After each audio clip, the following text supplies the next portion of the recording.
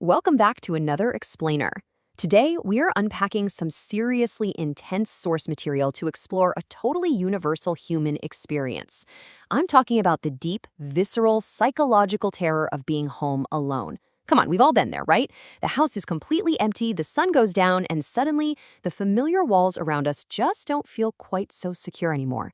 We're going to break down the psychology of fear, that overwhelming tension, the creeping paranoia that sets in when our ultimate safe space is compromised, and really look at how our own minds can become our absolute worst enemy. I am so ready to guide you through this analysis, so let's just jump right in.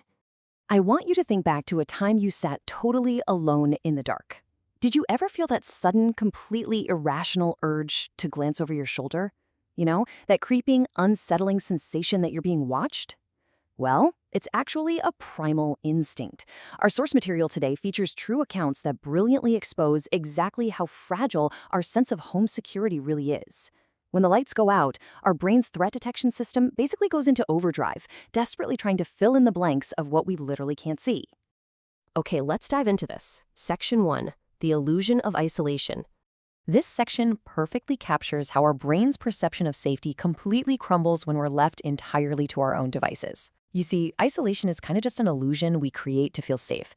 But psychologically, being alone forces our hypervigilance right up to the surface.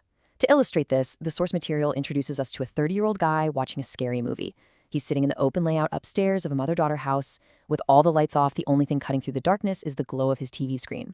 And because his couch is right in the middle of the room, his back is entirely exposed to this huge dark abyss of a house. This completely primes his brain for pure paranoia, forcing that evolutionary instinct to just constantly scan those shadows behind him. Let's move to our next section and see how this builds.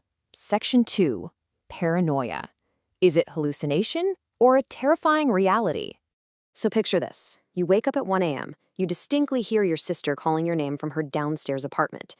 But here's the catch. You know for a fact she's staying at her boyfriend's house 20 miles away. You wander into the pitch-black hall, groggy, calling out to her. You search her empty rooms, nothing. Then, bam, a heavy object drops to the floor right in the bedroom you literally just checked. In that moment of pure raw tension, your brain just scrambles. You sprint back up to bed, desperately trying to rationalize it as sleep inertia or some weird audio hallucination. Your brain is frantically trying to choose between a harmless internal malfunction and a terrifying external reality. Just listen to this realization directly from the source. Quote, "I'm led to believe I hallucinated everything I heard that night because the alternative would be much more horrific." Wow, that is a massive psychological revelation. Sometimes the human psyche is so incredibly fragile that it actively prefers to question its own sanity rather than face the paralyzing reality that a stranger might be lurking in the dark, right next to them. Which brings us to Section 3, the external threat and helplessness. What happens when you can no longer blame your own mind? We're shifting our explainer now to the terrifying psychological leap from internal paranoia to a confirmed, visible external threat. Our source introduces us to a teen left home alone. He hears a deck chair dragging outside. Now, his friend Molly had just left like 10 minutes ago, so he looks out the window totally expecting to see her. Instead, he locks eyes with a total stranger staring right back up at him in the pitch black. The psychological reaction here is a textbook trauma-free state.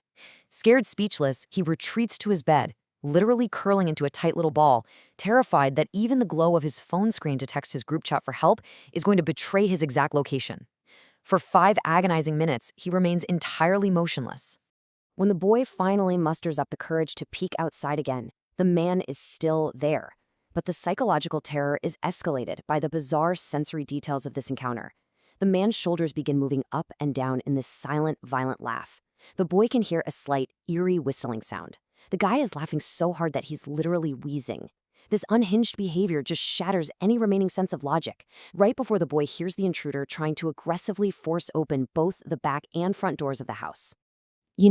Intruders often deeply understand this paralysis, and they psychologically weaponize our own empathy right against us. And this next story brilliantly illustrates exactly how. Take another account of a teenager smoking alone on his deck in Ohio who suddenly hears voices coming from the dark woods. The voices start with fake pleas for help, saying, "Hey, over here, we need help." But when the teen cautiously approaches, the voice totally shifts to a chilling, right in front of you, I see you. It's a predatory trapping tactic. And when the teenager runs inside and locks the doors, the intruder changes tactics completely, engaging in aggressive window banging while mockingly screaming for help. I mean, it's straight up psychological torture designed to break the victim's sanity. All right, moving on to Section 4, the breach of sanctuary.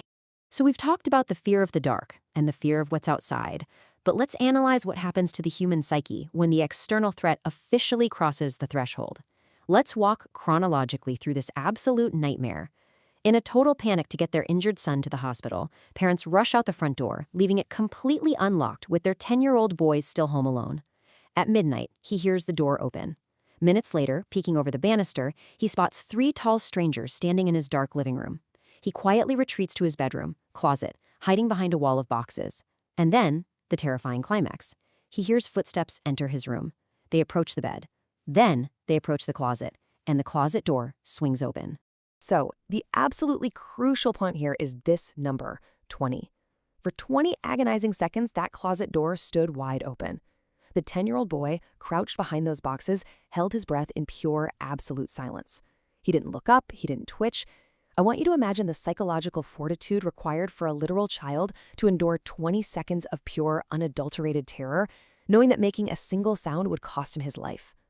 The intruder eventually just closed the door and left, but the psychological scar of those 20 seconds, that is permanent. Finally, Section 5, confrontation, when hiding is no longer an option. What actually happens when a victim must completely abandon their protective shell and directly confront the ultimate violation of their safe space? Well, our source describes a 23-year-old man playing basketball in his driveway. He casually looks up at his own house, his ultimate safe space, right? And sees a strange woman staring down at him from his own upstairs window. The intense paranoia that follows is so palpable. He recruits a neighbor, and together they thoroughly search every single closet, every bedroom, and the basement. They find absolutely nothing. So the psychological doubt creeps right back in, just like we saw earlier in the explainer.